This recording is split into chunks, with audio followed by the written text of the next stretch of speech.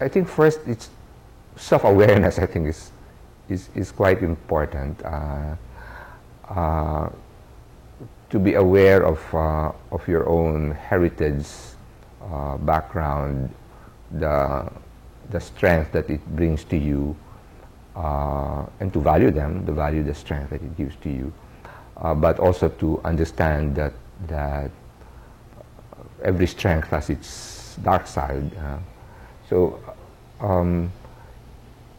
in my case, that took actually some time for me to appreciate. I tell people that when I was dean of the college in the 70s, I was in my early 30s, I fundamentally thought that leadership was very heavily in the area of capability and competence and efficiency, vision for the future, and seeing and getting things done.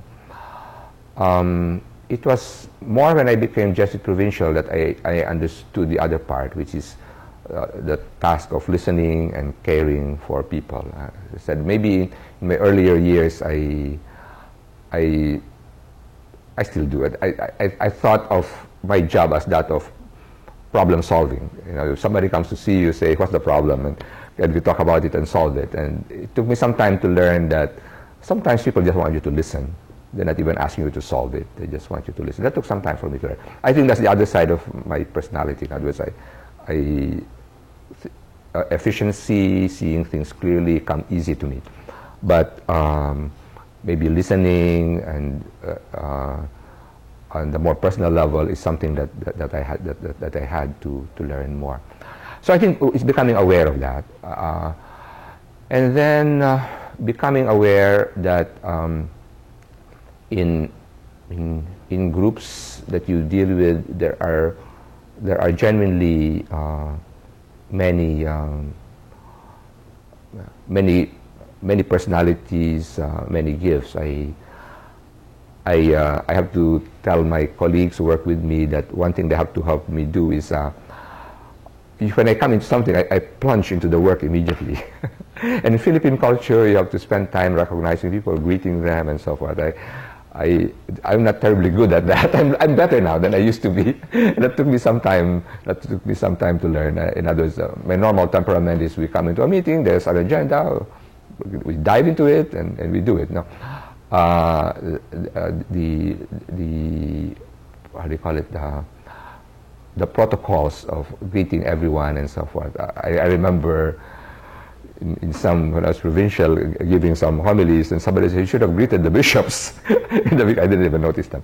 So you see, well, let me, so essentially what I'm saying is that what I've learned is that you have your strengths because of your temperament, your background, your upbringing, but it has its other side, and what is very important, I think, is to have good colleagues who will tell you honestly, frankly, that okay, these are fine, but you have to pay more attention to these other things.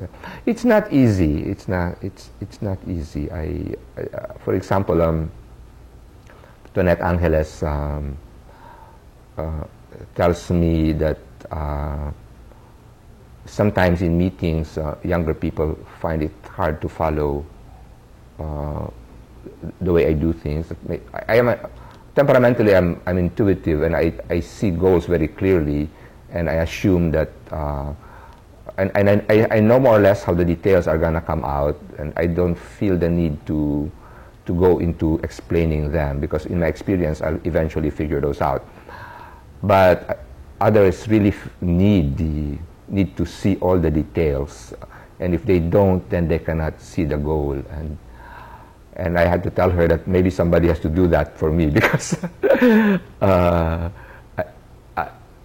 it's just simply not, it's just difficult to do. So I've always appreciated working with somebody beside me who is the other way. Father King Samson and Xavier Yu is that way. He's a details person.